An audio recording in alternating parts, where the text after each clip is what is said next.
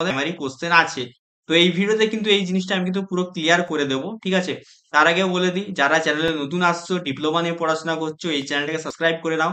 কারণ এই চ্যানেলে তোমরা কিন্তু আপডেট থেকে, কলেজের আপডেট থেকে শুরু করে, এক্সামিনেশনের হেল্প থেকে শুরু করে, জবের আপডেট সব কিন্তু একটা চ্যানেলে কিন্তু পেয়ে যাবে, ঠিক আছে?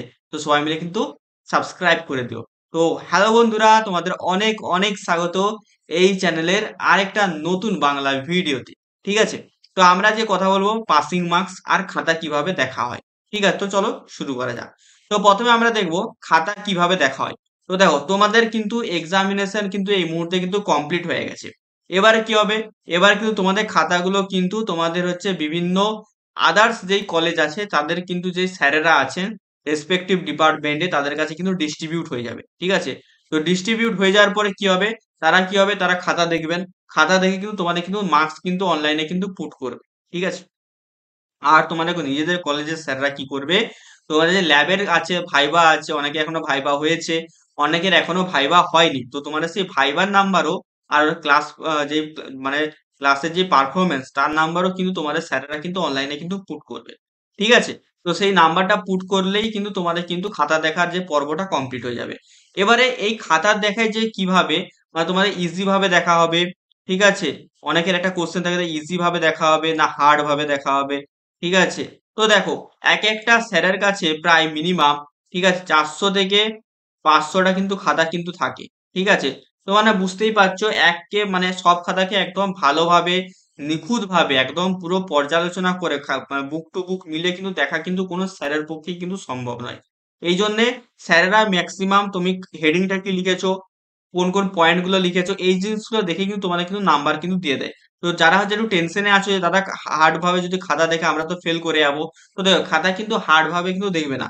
তুমি যদি খাতা ভর্তি করে দিয়ে এসছো, মানে কোনো খাতার পেজ ফাঁকা রাখোনি, তাহলে কিন্তু তুমি অবশ্যই কিন্তু পাস করে যাবে এবং ভালো নাম্বারে কিন্তু পাস করবে। তো খাতা কিন্তু একবারে কিন্তু হার্ড ভাবে কিন্তু দেখা হয় না। খাতা আমাদের কিন্তু ইজি ভাবেই কিন্তু দেখে সমস্ত স্যারেরা।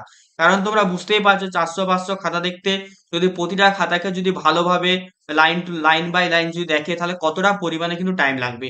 তো এত টাইম কিন্তু আমাদের কাউন্সিলেরও কিন্তু নেই, তোমরা সবাই জানো, ঠিক আছে? তো খাতা কিন্তু তোমাদের কিন্তু ইজি ভাবে কিন্তু দেখা হবে।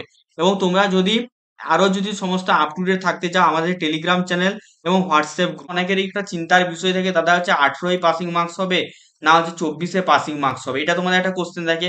আবার অনেকের কোশ্চেন থাকে দাদা সাপোজ ধরো আমাদের এখানে 24 পাসিং মার্কস আমি পেয়েছি হচ্ছে 20, তাহলে 4 নাম্বার কি হচ্ছে গ্রেস মার্কস দিয়ে আমার কি পাস করে দেওয়া হবে, হবে কি হবে না, এটা অনেকের একটা কোশ্চেন থাকে, ঠিক আছে? তো প্রথমে আসছি আমাদের 18তে হচ্ছে পাসিং মার্কস না 24 পাসিং মার্কস।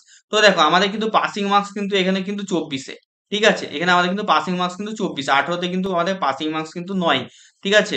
অনেকেই বলে 18তে পাসিং মার্কস, কিন্তু তোমাদের কিন্তু 24 কিন্তু পাসিং, অবশ্যই তোমাদের লিখিত নাম্বারে, মানে তোমাদের সমস্ত, তোমাকে যে লিখিত পরীক্ষা হয়েছে সেখানে তোমাকে কিন্তু 60-এর মধ্যে কিন্তু এখানে কিন্তু 24 কিন্তু পেতে হবে, ঠিক আছে? আবার হচ্ছে তোমার যে 60 প্লাস যে 40 নাম্বার, তোমার 100 নাম্বার, 40 নাম্বার তোমাদের ইন্টারনালের নাম্বার, ক্লাস প্রেজেন্ট এসব মিলে থাকে, এর মধ্যে তোমাদের কিন্তু এখানে 40% মার্কস কিন্তু পেতে হবে, ঠিক আছে? 40%, ঠিক আছে? তো 40% মার্কস পেলেই কিন্তু তোমরা কিন্তু এখানে আরামসে কিন্তু পাস কিন্তু করে যাবে, ঠিক আছে?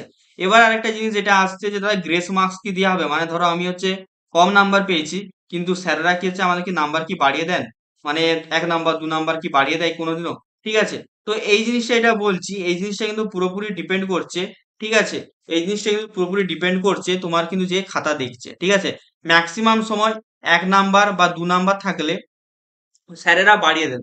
কারণ আমি যেই কলেজে পড়তাম সেই কলেজের স্যারেরাও খাতা দেখতেন, কিন্তু আমাকে বলতেন যে 1 নাম্বার 2 নাম্বার যদি কম হচ্ছে পাসিং মার্কসের থেকে, তারা কিন্তু বাড়িয়ে দেয়, ঠিক আছে? তো এই হয়ে গেল ব্যাপার, ঠিক আছে? তো আমি বলে দিলাম যে তোমার কিন্তু টোটাল কিন্তু 40%, মানে যত নাম্বারে এক্সাম হবে তার কিন্তু 40% কিন্তু তোমার কিন্তু পাসিং মার্কস, মানে 60-এর মধ্যে তোমাদের পরীক্ষা হচ্ছে তার 40% মানে 24-এ তোমার কিন্তু পাস করতে হবে। তারপরে তোমাদের যেই ভাইবা আছে, ঠিক আছে, যে ভাইবা হবে, তোমাদের ল্যাব প্রজেক্ট, সেখানেও কিন্তু তোমাদের কিন্তু 40% কিন্তু পেতে হবে, সেই 40% পেলে তোমরা কিন্তু পাস করবে, আদারওয়াইজ কিন্তু পাস করবে না, ঠিক আছে? এছাড়া তোমার সব থেকে যেটা মেন জিনিস, তোমার যে ইয়ার ল্যাগের রুলস কি আছে, ইয়ার ল্যাগের যে রুলস আছে, ঠিক আছে, সেটা আছে তোমাদের 4.0 সিজিপিএ যদি কম আসে, ঠিক আছে, তাহলে তুমি কিন্তু ইয়ার ল্যাগ হয়ে যাবে, ঠিক আছে? মানে 4.0 সিজিপিএ যদি কম আসে, ঠিক আছে, তাহলে তোমরা কিন্তু এখানে ইয়ার ল্যাগ কিন্তু হয়ে যাবে, এই রিলেটেড তোমরা যদি ডিটেলস ভিডিও চাও আমাকে বলবে, আমি কিন্তু বানিয়ে দেবো। ঠিক আছে, তার জন্য চ্যানেলটা কিন্তু সাবস্ক্রাইব করে আমাদের যে হোয়াটসঅ্যাপ গ্রুপ, টেলিগ্রাম